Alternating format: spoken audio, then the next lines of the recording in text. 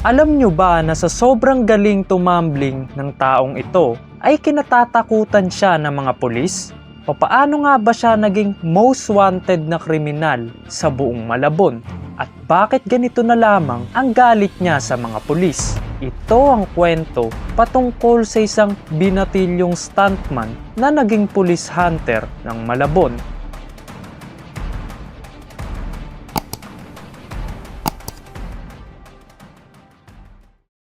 Benamin Garcia o kilala sa tawag na Bentambling, isang binatilyong stuntman na may talento sa acrobatics at talaga namang napakagaling kung tumambling, kung kaya't hindi na nakakapagtaka ang kanyang alias na Bentambling.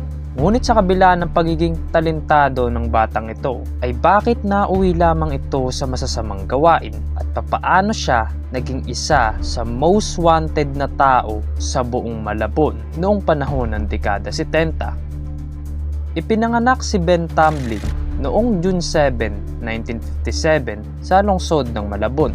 Base sa nakakatandaan nitong kapatid na pinaglihi daw ito sa hipon at hito, kung kaya't bata pa lamang ito ay napakahilig na nitong tumambling. Base sa aking pananaliksik na dati daw itong pa-extra-extra sa mga pelikula ni Dante Varona bilang isang stuntman. Ngunit dahil sa mababa lang ang kinikita niya sa pagiging extra ay naganap ito ng iba pang pagkakakitaan gaya ng ilegal na gawain.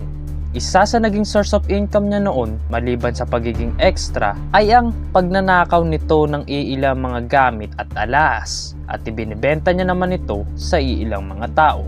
Hindi nagtagal ay nag full time na nga ito sa pagiging magnanakaw at gumawa ng iba't ibang mga aktibidades na kung saan mas kikita pa siya ng mas malaking pera. Ginawa niya ang mga ganitong gawain sa napakahabang panahon ng kanyang buhay. At kung nagtataka kayo kung bakit hindi siya magawang hulihin ng mga pulis, ay dahil partners in crime niya kasi ang mga ito at talagang under protection siya sa kung anuman ang mga illegal na aktibidades ang kanyang gagawin. At bilang bayad sa mga pulis para sa kanyang proteksyon, ay hinahatian niya ang mga ito sa tuwing nakakabenta ito ng mga mamahaling gamit. At kung minsan naman ay number 1 utusan siya na magnakaw ng kanilang pangangailangan. Isang araw ay biglang na-realize ni Bentambling na parang ginagawa na siyang tuta at alila ng mga pulis na ito dahil halos lahat ng bagay, lalong-lalo na pagdating sa kanilang hatian, ay pumapabor lagi sa mga pulis. Kung kaya't naisipan na lamang nito na magsulo at dumiskarte ng naaayon sa kanyang mga kagustuhan at desisyon dahil ito naman talaga ang pinapangarap niyang mangyari. Noong napansin nga ng iilang mga pulis na dumidiskarte ng sarili itong si Bentambling, ay naghimutok ang mga ito sa galit at halos mapraning ang mga ito sa kakaisip kung papaano at bakit sila inalisan ni Bentambling. Dahil nga sa galit ng mga ito ay agad silang nagsagawa ng isang manhunt operation upang gumanti kay Bentambling. At since alam na alam nila ang mga galawan ni Bentambling noong kasama pa nila ito, ay madali nila itong nahuli at tuluyan na ikinulong sa Malabon District Jail. Habang nasa loob nga ng kulungan nitong si Bentambling, ay walang habas nga itong binubugbog at pinapahirapan ng mga pulis. At dito sila naglalabas ng kanilang sama ng loob. Walang araw na hindi nakaranas ng matinding paghihirap si Ben sa loob ng kulungan at ang tanging nasa isip lamang nito ay ang paghihiganti sa mga pulis na nagpahirap sa kanya. Matapos nitong makalaya ay siya naman ngayon ang mga hunting sa mga pulis. At dito nga sa puntong ito, magsisimula maging isa sa pinaka-notorious na kriminal sa Pilipinas, ang nagngangalang Bentambling.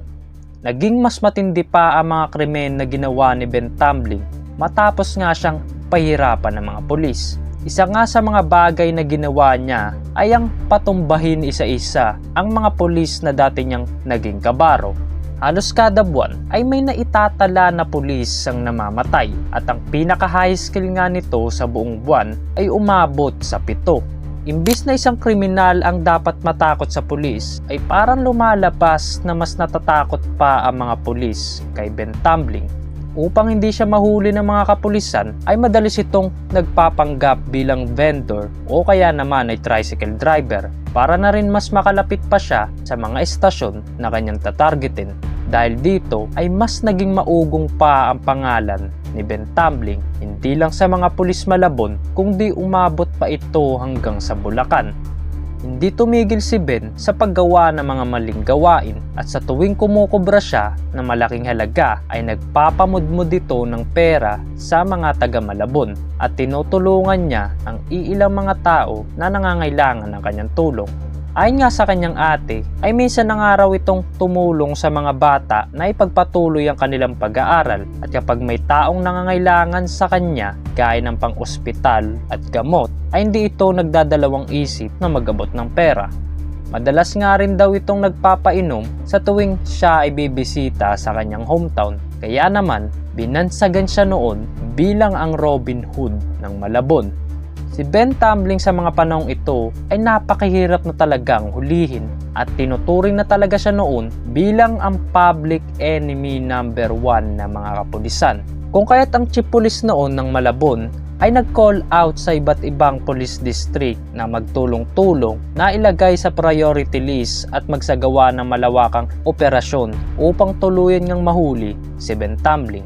At since si Ben Tumbling ay suki noon sa mga bar sa Maynila, may nakilala siyang babae na isang GRO na nagngangalang Eva. Para kay Ben ay baka ito na ang kanyang love of my life at ang babae na magpapabago sa kanyang buhay.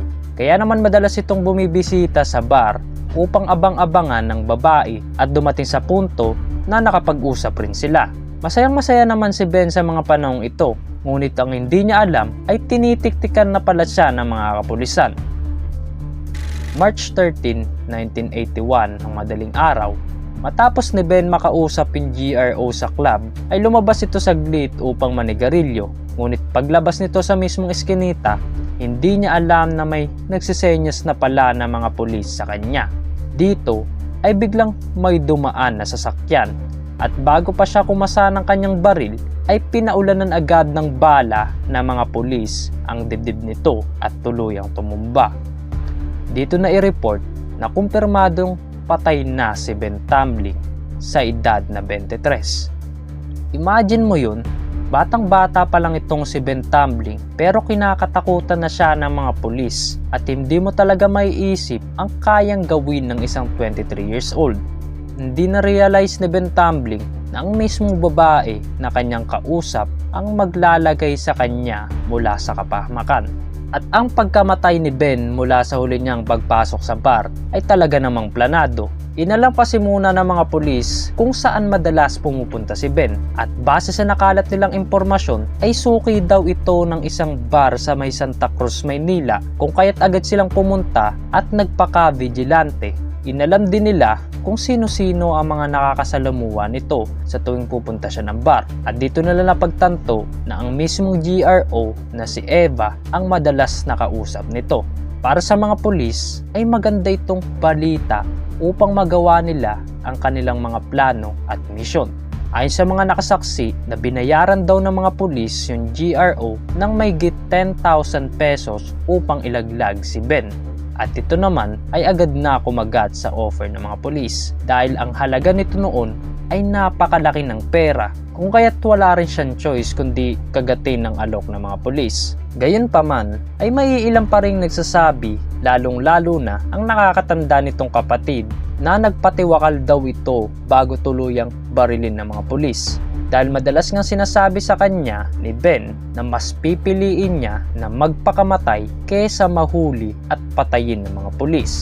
Noong namatay itong si Ben Tumbling ay animoy may rally na nagaganap sa kanilang lugar dahil sa sobrang daming tao ang talagang dumalo sa libing ni Ben Tumbling. Ayon nga sa atin ito ay pasan-pasan pa nga nila ang kabaong ni Ben Tumbling habang inihahatid sa huli niyang hantungan at halos magkaroon pa nga ng malalang traffic dahil dito. Maraming tao noon ang kumwestiyon sa pagiging masama ni Ben Tumbling dahil nga sa mga mabubuting ipinakita nito sa mga taga Malabon.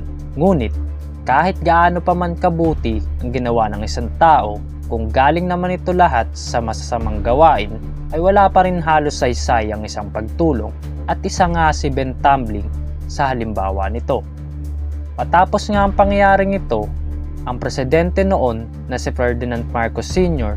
ay ipinagbawal ang paggawa ng mga pelikula gaya ng buhay ni Ben Tumbling dahil ginoglorify lamang nito ang pagiging kriminal ng isang tao at ang worst case scenario pa na pwedeng mangyari ay baka maimpluwensyahan pa ang mga kabataan na gawin ang mga bagay na yun. Naging nakakamanghaman ang naging kwento ni Ben Tumbling bilang isa sa matatapang na tao at tumutulong sa kanyang mga kababayan, ay huwag pa rin nating kakalimutan ang mga bagay na hindi dapat natin tularan sa kanya. Bagkus ay mas gawin pa nating inspirasyon ng kanyang tapang, paninindigan sa buhay at mga mabubuting nagawa nito. At dito na magtatapos ang kwento patungkol sa Robin Hood ng Malabon. Maraming salamat sa mga tumapos ng video na ito. At kung nag-enjoy kayo sa kwento na aking ibinahagi, ay huwag kakalimutang mag-like at subscribe. Maraming salamat!